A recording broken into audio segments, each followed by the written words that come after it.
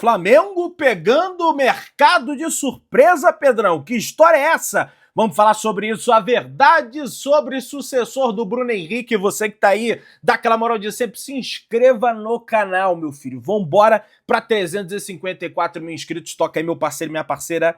Tocou? Então vem comigo, rubro-negro. Vamos às notícias do Flamengo. Mais um dia de data FIFA. Faltam exatamente, torcedor rubro-negro, 9 dias para o Flamengo voltar a campo diante da equipe do Juventude em Caxias do Sul no próximo dia 14. O elenco do Flamengo se reapresentou hoje no CT Ninho do Urubu por volta das 3h30 da tarde dessa sexta-feira, 4 dias de folga que o técnico do Flamengo, o Felipe Luiz, cedeu aos seus atletas. Alguns atletas aproveitaram para viajar com a família, outros se recondicionaram, quer dizer, fizeram a manutenção, né, do condicionamento físico, como o Danilo, zagueiro enfim, que não foi convocado, mas é sempre convocado para a seleção brasileira. Foi o primeiro treino do Felipe Luiz com foco na partida diante da equipe do Juventude, 23ª rodada do Campeonato Brasileiro. Nesse momento, o Flamengo não tem à disposição 6 atletas, inclusive eu vou trazer aqui a minutagem desses jogadores durante esse período de data FIFA. Para quem tá perguntando, o Bruno Henrique treinou normalmente, tá, minha galera? Mais uma vez, repetindo, a punição que ele sofreu no STJD não influencia nos treinamentos do jogador no clube. Não é igual à punição do Gabriel Barbosa, o Gabigol, né? Que era uma situação, uma circunstância diferente, né? Foi em função lá do exame antidoping que ele teria negado a fazer e ele sequer podia ir às instalações de treinamento do Flamengo, realizava o seu treinamento na sua casa, no seu CT particular. Com o Bruno Henrique, a situação é diferente, até porque o Flamengo acredita que vai conseguir reverter a decisão do STJD, tá?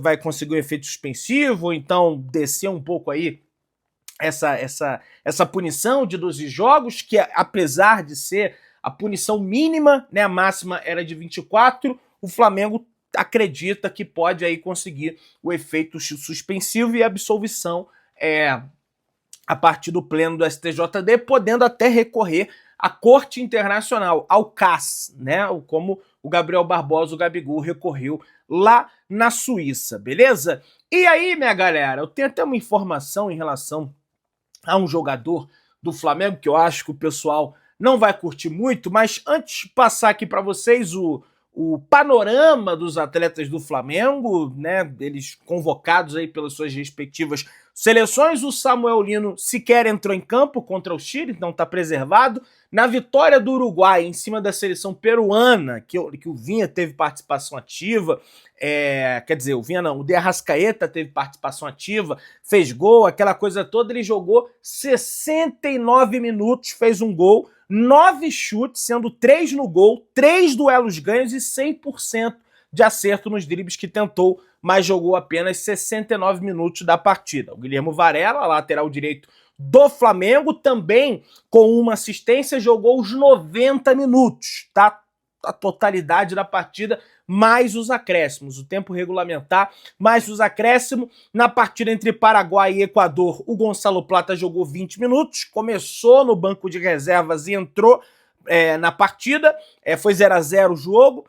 No 3-0 da Colômbia em cima da Bolívia em Barranquilla, né, nós temos aí nosso querido Carrascal convocado, ele também não jogou, então só quem teve uma carga maior de minutos, a priori nessa data FIFA, a princípio nessa data FIFA, foi o Varela, que é um lateral, né, mais difícil, né, substituir, e o Bielsa gosta bastante dele, sobretudo com o trabalho que o Felipe Luiz vem desenvolvendo agora no Flamengo. Ele próprio disse que quase ficou fora da Copa América em função do trabalho do Tite, que mandava ele ficar mais no campo defensivo, e o Marcelo Bielsa é um treinador de futebol ofensivo, de ir pra frente, de marcar pressão, enfim, a gente sabe como é bem o futebol dele. Mas a informação que eu tenho, torcedor rubro-negro, aí o pessoal não vai gostar muito, e eu já não tô gostando, Samuel Lino deve ser titular da seleção brasileira em El Alto, na Bolívia, mais de 4.000 metros de altitude, uma altitude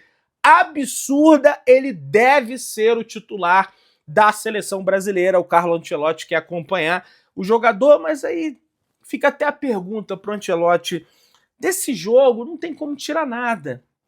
Do jogo de ontem contra o Chile, apesar de ser uma seleção fraquíssima, ser um sparring para a seleção brasileira, ainda é no nível do mar. Tem como você avaliar um jogador ou outro. O Luiz Henrique entrou bem, o Wesley jogou bem, né? O Paquetá entrou bem, eles mudaram ali, com o adversário mais cansado também. É bem verdade, mas você ainda tira alguma coisa. Agora, em El Alto, contra a Bolívia, e outra, a Bolívia precisa vencer a seleção brasileira porque ela briga por uma vaga na repescagem da Copa do Mundo. Né? Poderíamos ter a primeira vez na história, acho que seria a primeira vez da história da Bolívia na Copa do Mundo. Da Venezuela eu tenho certeza que seria a primeira vez na história, pelo menos numa repescagem de Copa do Mundo. E aí você me escalar o Samuel Lino, aí realmente eu discordo completamente. Mas enfim, vamos ver aí nos próximos treinamentos do Ancelotti se ele vai prosseguir com essa ideia. Tem uns amistosos aí, né, do Chile, do Japão, Coreia do Sul. A informação é que internamente no Flamengo o Felipe Luiz está muito preocupado com essa situação.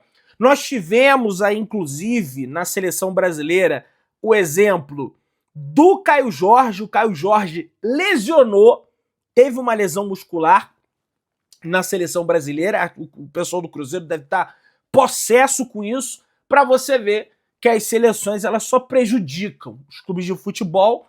E, inclusive, aí a notícia ruim para os palmeirenses. O Ancelotti convocou o Andrés Pereira para o lugar, né, do Caio Jorge. Então, a torcida do palmeirense já fica aí revoltada. Mas, enfim, espero que fique tudo certo.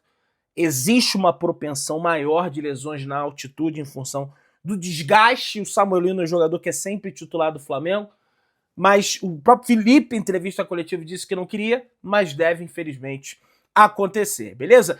Inclusive, o GE fez um levantamento aqui, o Flamengo é o time que mais revelou jogadores que estão na atual convocação do Carlo Ancelotti. Ao todo, são 4 atletas revelados nas categorias de base do Flamengo para esses enfrentamentos diante do Chile e também da Bolívia, pessoal. Você tem o Hugo Souza, que é o terceiro goleiro da seleção brasileira. Você tem o Wesley, lateral direito da Roma. Você tem o Jean Lucas, meio-campista do Bahia, revelado nas categorias de base do Flamengo. E você tem o Lucas Paquetá, também revelado nas categorias de base do Flamengo. Você pode acrescentar aí, quem sabe, também o Vinícius Júnior, que não foi convocado porque o Ancelotti quer ver outros atletas. O Vinícius Júnior ele já está na Copa do Mundo, então ao todo podem ser até 5 jogadores revelados nas categorias de base do Flamengo, levados aí para a Copa do Mundo, que indica, né, que o Flamengo está aí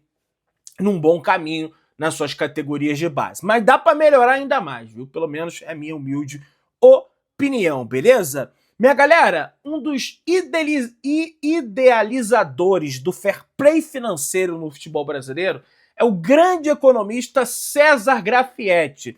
E após declarações ridículas do presidente do Confiança, né, que disse que, não, porque tem que ter fair play financeiro no futebol brasileiro para alguém parar a trava do Flamengo, a distância está muito longa, mostrando total desconhecimento da situação, ele se manifestou em cima dessa declaração do presidente do Confiança e falou o seguinte: o que tem de gente querendo aparecer em cima do tema fair play financeiro é impressionante. Ninguém tem a menor ideia do que está sendo feito e não acredita em imitações. Até porque o sistema vai muito além de 2 ou 3 índices. Em novembro teremos o nosso modelo. Então, lógico, o Brasil vai buscar referência no modelo do fair play financeiro europeu, que tem como um dos principais pilares: um clube não deve gastar mais do que ele arrecada. E dentro desse pilar, o Flamengo está estritamente dentro desse regulamento, desse regramento que existe no futebol europeu. Enfim, tem outros índices também em torno disso. Mas é uma vergonha, né, que as pessoas fiquem usando isso para atacar, né, o Flamengo, sendo que o Flamengo sofreu o que sofreu para desenvolver o nosso poderio financeiro. Pessoal, o Marcelo Bielsa, técnico argentino da seleção uruguaia, agora há pouco a gente estava falando sobre a seleção uruguaia, sobre o destaque de De Arrascaeta, e ele rasgou elogios à comissão técnica e também à comissão médica do Flamengo em função do desempenho que vem tendo o De Arrascaeta durante essa temporada. Vamos ver o que o Bielsa falou. Em relação ao De Arrascaeta, gostaria de fazer um reconhecimento especial à comissão técnica e médica do Flamengo. Fizeram do Arrascaeta um jogador diferente nessa temporada, nesse ano, daquele que eu conheci inicialmente. É evidente que a função tática que o Felipe Luiz deu para o De Arrascaeta de falso 9, consequentemente ele tem mais liberdade para circular ali dentro de campo, ele fica mais próximo do gol, consequentemente faz com que ele faça mais gols. Mas além disso, foi feito um trabalho muito bacana pela preparação física do Flamengo com o De Arrascaeta, que está conseguindo jogar mais, tem mais minutos nessa temporada, e, consequentemente, isso faz com que o jogador faça mais gols, dê mais assistências, e é o principal jogador do Flamengo nessa temporada, pelo menos na minha opinião. Os números também mostram isso, em função desse trabalho da comissão médica, da comissão técnica do Flamengo, até porque para jogar no estilo de jogo do Felipe Luiz, que muitas das vezes é de intensidade alta, marcação-pressão, marcação pós-perda, porque ele quer jogar com as linhas altas, então tem que recuperar essa bola no campo de ataque, ou então atrapalhar o adversário quando for contra-golpear o Flamengo, para que dê tempo que o time faça ali a transição defensiva após a perda da posse de bola. Para isso, tem que estar muito bem fisicamente. Tem que estar muito bem, porque se não estiver muito bem, o Flamengo não consegue jogar da forma que quer. Então, Marcelo Bielsa elogiando aí a comissão técnica do Flamengo, beleza? Após a vitória sobre a seleção peruana, De Arrascaeta celebrou o triunfo da sua seleção, do seu país, e falou sobre a expectativa para a disputa da próxima Copa do Mundo, que estaremos lá, de qualquer forma, para fazer a cobertura para você, torcedor rubro-negro, dos jogadores, evidentemente, do Flamengo. E ele fala: fiquei feliz por ter ajudado o time e o grupo. Merecemos fazer uma grande partida. Acho que isso se refletiu em campo, tivemos muita chance de gol, acho que a goleada poderia ter sido ainda maior, mas saímos felizes da atuação.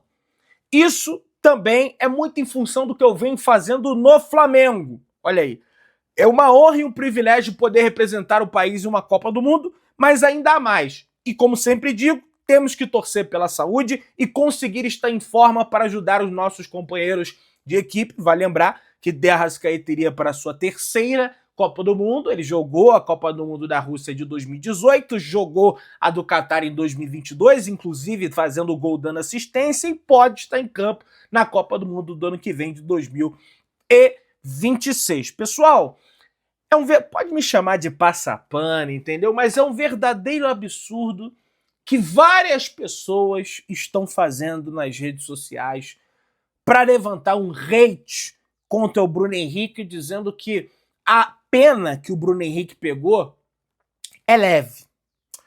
E aí, as pessoas, o Vessone, vou citar nomes aqui, viu o Carlos, meu amigo Carlos Daniel também, gosto do conteúdo dele, falando algumas coisas nesse sentido, mas sobretudo o Vessone, aqui, corintiano, Carlos Daniel, tricolor, torcedor do Fluminense, vindo aqui falando: como é que pode? Aleph Manga foi banido por um ano, Brian Garcia por um ano, Eduardo Bauer por um ano, Fernando Neto por um ano, e o Bruno Henrique pega 12 jogos. Gente, são situações completamente diferentes. Alguém já pegou o inquérito policial e leu, aliás, inquérito esse, que tem 84 páginas. Eu estava assistindo hoje o Posse de Bola com o Tirone, com o Mauro César, com o Juca Kfouri, com o Trajano, com o Arnaldo Ribeiro, com o Danilo Lavieri. Aliás, eu sou um louco por futebol, consumo conteúdo de futebol quase 24 horas por dia, e eles abordam, sobretudo o Mauro César, justamente a fragilidade do inquérito policial acerca de ter uma prova cabal para comprovar que o Bruno Henrique tenha tomado cartão amarelo para beneficiar o irmão. Não tem essa prova. O que tem é uma ligação de 5 minutos, 3 minutos, que a polícia supõe, que o delegado de polícia supôs que nesta ligação telefônica o Bruno Henrique teria falado para ele que tomaria o cartão. Aí tem lá, quando você vai tomar o terceiro cartão amarelo, quando que o pessoal do clube vai te pedir. Aí ele está se referindo a quando que o Flamengo ia pedir para ele tomar o terceiro cartão amarelo, numa prática que é totalmente natural, não só no futebol brasileiro, como no futebol mundial. Então, ele faltou com ética, segundo o STJD, ele violou a ética esportiva por transmitir informações sensíveis, mas ele não teria manipulado ali para fazer com que o irmão dele ganhasse algum dinheiro com isso. Isso aconteceu com o Aleph Manga, isso aconteceu com o Brian Garcia, isso aconteceu com o Eduardo Bauerman, isso aconteceu com o Igor Cariús do Esporte. O Superior Tribunal de Justiça Esportiva entendeu que eles manipularam o resultado da partida e o inquérito policial, no caso desses, tinham áudios, mais prints, provas cabais de que eles fizeram isso. Inclusive, um dos termos mais utilizados nesse inquérito da polícia, do delegado Daniel, que esteve na audiência ontem, indicam que ele fez isso. Pode ser, poderia, não tem ele fez. Então, o que os advogados, meu amigo Pedro Barreto, lá do Connect Fla, Dr. Rodrigo Hollenberg, que participou de vários, viu os debates deles, o que eles argumentam, sobretudo, e o Mauro César pôs lá no poste de bola, é que o inquérito policial é frágil, ou seja, não tem uma prova cabal para você chegar ali, não, Bruno Henrique é o culpado, toma 1, toma 2 anos. E para você aplicar uma sanção tão grande para qualquer que seja o atleta que tenha o futebol como seu sustento, precisa ter prova cabal. Se não tem, não se aplica. Então parem de ficarem disseminando hate contra o Bruno Henrique. Tá?